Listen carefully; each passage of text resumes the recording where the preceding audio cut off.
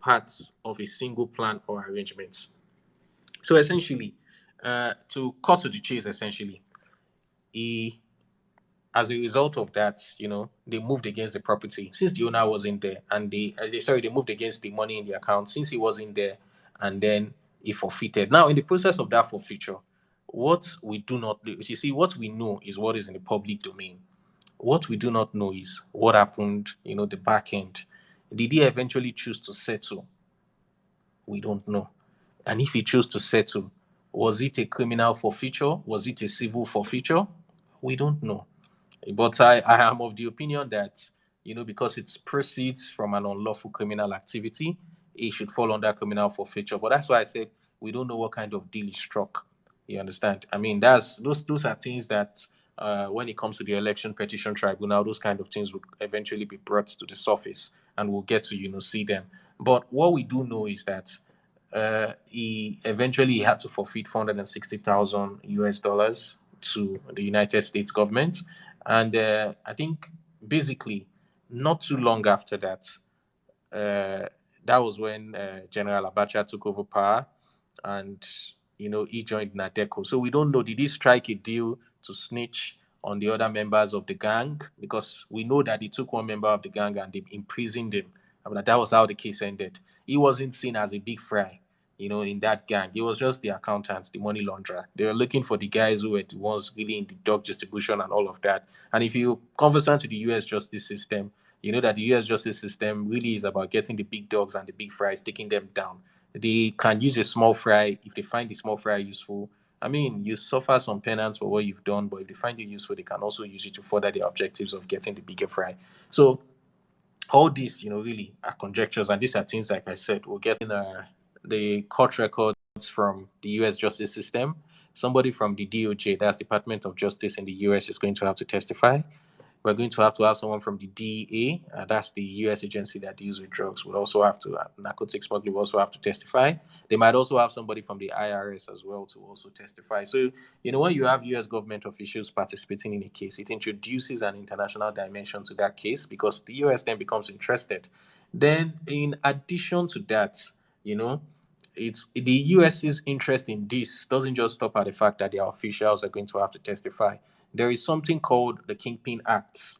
And the Kingpin Act, if I may say, came into being because the US and its lawmakers were scared of what kind of country Colombia was becoming. Now, they were not just scared of Colombia, they felt like apart from Colombia, it could happen that other countries could also come into being, you understand, and be run like Colombia. At that point in time, Colombia, you had quite a number of drug cartels on the rise, and you had a number of, you know, the drug, those that were prominent in the worldwide drug trade. And I mean, Colombia pretty much is where Pablo Escobar is from, so I'm sure you understand what I'm trying to say. And you had a scenario whereby those who were in the drug trade were slowly and gradually taking over the government of Colombia.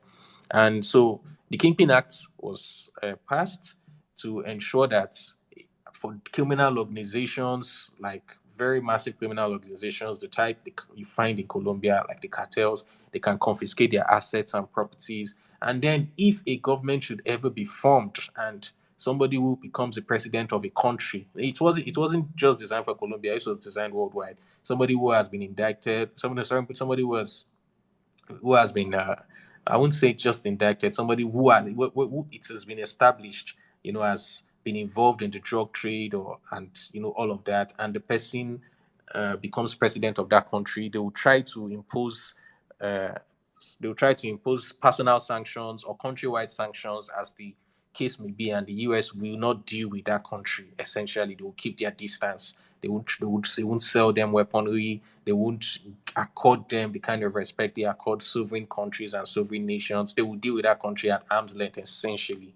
So that Kingpin Act also does not want to see a drug kingpin or anybody who's been involved in the drugs trade or has been convicted, of having had something to do with that sector.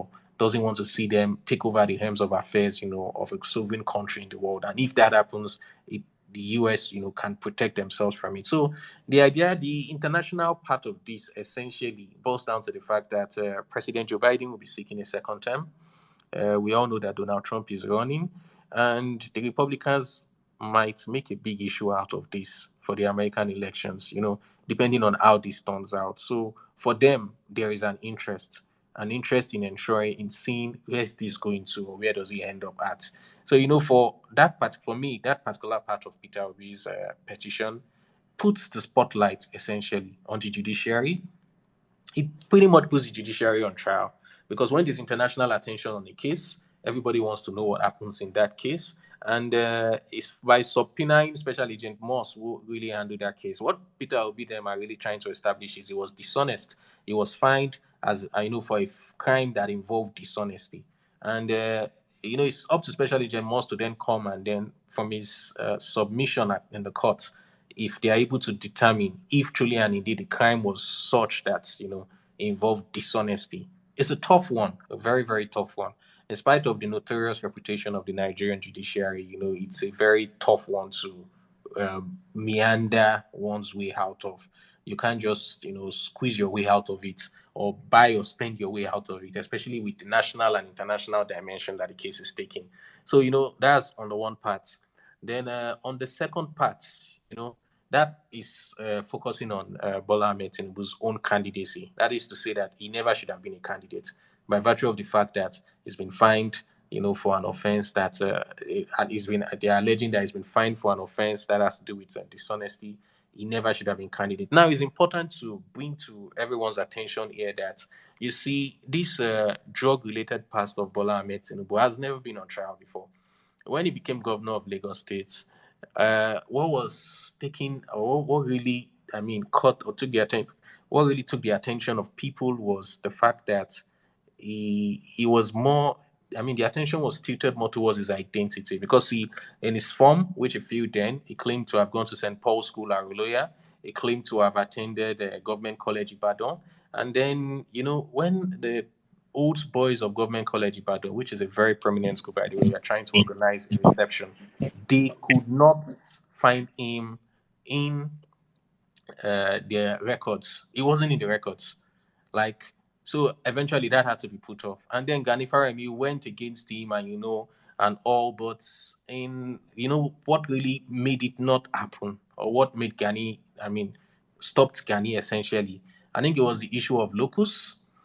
Locus was a very big issue, because Gani really did not have the locus, to be able for all those things he was trying to do. And then when they determined that the set of people who had the locus to find out what really, to get to the root of that matter, and then they decided it was the State House of Assembly. So they put together some sort of committee. The committee screened, and the committee, let him off the hook. But that could happen back then, because there was no internet, there was no, the world wasn't as globally connected as it is today. So in terms of what Gani could do, there really was a limit to what he could do. So it wasn't like he was put on trial. He was never put on trial, because he pleaded there was immunity. He was never put on trial. He never came to defend those records. And then with respect to the drug past, I don't know, for some reason that kind of flew under the radar. And when that emerged, I think towards the second term, by some Olowu guy who was contesting that election as well. For some reason, like I said, he had immunity, and it just was never an issue and wasn't put on trial. After that, since then, he didn't hold public office again, and his records were really not so much of an issue. It wasn't so much of an issue up until now, when he decided to contest the presidency, and then David went and dug it all out and brought it all out. It used to be like rumors, like tales, when they say he was convicted in the US and he had a drug case, but nobody could really, in terms of documentation, they couldn't provide that. So this is going to be the first time when that particular record, its existence, and what really went down will be put on trial. So this is the first time we're really going to be seeing all that play out, in a public space. So I think, like I said, for Peter Obi's petition, I feel like that's a very strong point. Now, the second part of his petition, which also has to do with the qualification aspects, this actually has to do with Senator Kashim Shettima's nomination. His nomination as the vice president. And now you see Kashim Shettima, like I mentioned initially, I used the senator prefix to his name, was a senator. And while they were going for the APC primaries, you see, nothing was given. Going into that primary, nobody knew if they were going to emerge victorious. So even though he was supporting Tinubu, he had already gone to pick up the senatorial nomination for a second term as a senator. So his name had been submitted to the INEC portal. He was already on the INEC portal. He was already a candidate for Borno Central Senatorial District. So by the time he was picked as the vice presidential nominee, his name had to be removed. It's more like you had to be substituted. He had to withdraw from the race as senatorial candidate and then be nominated as a vice presidential candidate. But these where things get very interesting. You see, his withdrawal letter as a senatorial candidate, and this is from INEC. I mean, I've seen certified true copies of these documents from INEC, and INEC has a web portal where you can, it gives you the time when everything is submitted and all that. So he submitted his vice presidential nomination first. I think he submitted that I think July 14, and then he withdrew his senatorial nomination about 24 hours after, which was like July 15th. Who for 24 hours, he was both vice presidential nominee of the APC, that's vice presidential candidate, and Borno Central senatorial candidate. So he was occupying those two positions. Now, it's very important to know that the Electoral Act as amended 2022 states that you cannot be nominated in two constituencies in the same electoral cycle. Now, when it comes to constituency, I'll try to break it down. House of Assembly, that's a constituency. House of Representatives, that's a different constituency. Senatorial, senator, I think, senator, to be a senator, yeah, that's a different constituency. That's senatorial constituency. And then you have governorship, that's another different constituency. And then you have a presidency, that's a different constituency. So it says that you can't be nominated as a candidate in two constituencies at the same time. Now, the Electoral Act, it's important to note, does not specify the penalty for breaching such, but it does specify that it's an electoral offense. And Senator Kashim Shettima was a vice presidential candidate and senatorial candidate for Borno Senatorial District for 24 hours at minimum. He occupied both. So, and the records are there. So that's part of what Peter Obi is saying, that by virtue of that, Kashim Shettima contravened the Electoral Act. He's not even qualified to be a candidate. And just like if we go not too long ago, we'll go back to the case that happened in Bayelsa. That was David Leon, where, well, I think it was Diri versus David Leon, where they, found an inconsistency in the deputy governorship candidate's, I think, credentials, or was it spelling of name? I mean, some inconsistency in what he submitted. And on the basis of that, it was deemed that the deputy governorship candidate wasn't qualified. And if your deputy isn't qualified, that means you don't have a ticket, because it's a joint ticket. So once it's not qualified, it affects you. That means your entire ticket is not a qualified ticket. So that also is one of the grounds on which they are moving, to say they were not qualified. That's by Kashim occupying both two different constituencies. He had contravened the Electoral Act, and is not qualified. Now that's going to be very interesting. It's going to be very interesting the way they attack it and the way the tribunal looks at it, because I've heard different arguments. There's a school of thought that says that, you see, Kashim didn't buy a form to be vice president. Vice president is like an appointment, sort of. The presidential candidate chooses to appoint you to be his vice, and it's like you're running on his ticket. So you're going to find a lot of interesting arguments, on that when we get to court. I'm not going to preempt the court and try to say that this is how, preempt the tribunal and say this is how they're going to rule. But I'm saying that it's going to be interesting to see where they come from. We already know where Peter Obi is coming from. So we'll see. It'll be interesting to see what kind of defense they come up with. Okay, so the third ground, has to do with the fact that the third ground has to do with the fact that it says that they didn't get majority of the lawful votes cast. Now, if you understand what that means, essentially, they're talking about the fact that based on the number of votes there were lots of manipulations. There was a lot of, with respect to votes and using Rivers as a case in view. Sorry, as a case in view, yeah. So using Rivers State, and they pretty much highlighted it and said they applied for an order of the tribunal to enable them inspect the beavers machines and inspect all of the electoral material. The tribunal granted them that order, but unfortunately, INEC refused to comply with that order. By the time they went to INEC allowed them to access data for 1.5 states. When I mean 1.5, that means they accessed one state and then half of another state. You understand? Which really didn't go anywhere. But on the basis of that, they were still able to establish a pattern, and they were bringing it to the tribunal's attention that INEC refused to comply 100%. So the tribunal can sanction INEC appropriately, and at the same time saying that even based on what they have, information they have, and based on polling unit results that they got from their agents, they are saying that there was a lot of manipulation in different states. In the Southwest, there was manipulation to reduce their votes and ensure they didn't meet the 25% cuts.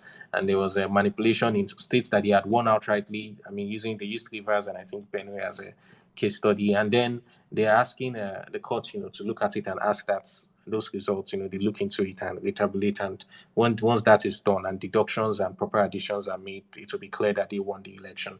Then the other part is when they say it wasn't in compliance with the Electoral Act, that refers to the beavers. Now, I'll take you back to the Electoral Act 2022 as amended. The Electoral Act 2022, the thing about it is that for that Electoral Act, the card reader, I think, is contained in the Electoral Act. But you see, the beavers is not specifically mentioned. It is mentioned there, however, that INEC can make guidelines and use IT. That's it can use IT like whatever IT machinery for them to use to make guidelines and integrate it for use in the elections. But it's not mentioned specifically. But it's also mentioned in the Electoral Act that whatever IT infrastructure INEC or whatever guideline INEC decides to issue will have the same force as the force of law. That is the law contained in the Electoral Act. That if INEC issues a guideline, the guideline is as good as the Electoral Act itself. I think it's very important to mention that. Now, one of the cardinal promises or premises on which this election was made, this election was conducted was that INEC promised they would transmit the votes from the polling units directly. Now, there's a part of the Electoral Act that actually touches on transmitted results. That part of the Electoral Act states that when results are transmitted, that by the time they bring the manually collated results, anyone who has an issue with the manually collated results, any of the parties can raise that issue. And when they raise the issue, at the collation center will revert to the electronically transmitted results, and the electronically transmitted results shall take precedence over the manually collated results that were brought. So that is a part of the Electoral Act that states that. Now, that part of the Electoral Act that states that, unfortunately, as we all saw, we had agents of the PDP and Labour that were complaining at the National Collation Center, but because nothing was transmitted, so there was nothing to fall back on. You understand? So that part also is also in breach, sort of. And they mentioned the fact that up to now, to date, INEC hasn't finished uploading. And the transmission, they after making promises, and they had, quite a number of, there was a number of video clips and letters and evidences that, where INEC promised and INEC gave its word. So it's more like INEC was misrepresenting. INEC gave his word that transmission would happen straight from the polling unit, and that did not happen. So they are saying that on the basis of that, the fact that INEC didn't do that, they should cancel the election and order for a rerun. So Peter Obi essentially, those are the three major grounds on Peter Obi's petition. So Peter Obi's petition essentially is saying that, see, if you do the computation properly, you discover I win the election, declare me president. In the alternative, if you can't declare me president, you declare, and you ask me, I'm asking for another election because INEC didn't comply. But this other election, because APC, its candidates are not qualified, this other election should be just between myself and the PDP candidates. You understand? So that is there, and that's pretty much what I'll say forms the crux of Peter Obi's election petition. There are other things contained there which I might come back to. But I believe that if I'm giving a proper summary, that really is the summary of his petition. And to that extent, they pleaded different, evidence and all of that in support of their election, petition, pretty much. And that's pretty much it. I mean, so moving to Atiku's okay, I don't know. Before I move to Atiku's petition, I should ask the host of the space. Do you want me to entertain questions about Peter Obi's petition, or should I Yes, just jump to please. Atiku's One petition second. straight away? Okay, I would say let's hear from UC and Vice Juliet if they have any addition to what you just said, or maybe there's one or two areas you didn't touch that they will probably want to touch so that everybody can really get a clearer understanding. UC and Vice Juliet, do you guys have anything to say, any addition to what he said concerning PO's petition? Uh, for me, I think Learned Counsel and Friend has really elucidated a lot more and expanded what the petition is about. So well done, well done, well done. To add anything would just be to just almost like repeat, because he went through the three grounds raised by the petitioner in person of PO against the respondents. So I think for now that's just it, except questions come in and it's really takes to one of us and then we can actually give our own inputs.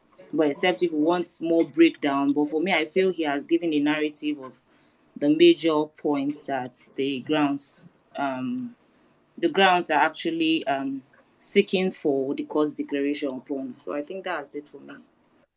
Okay, thank you, Vice Juliet. UC, how about you? I should think you're in agreement with that.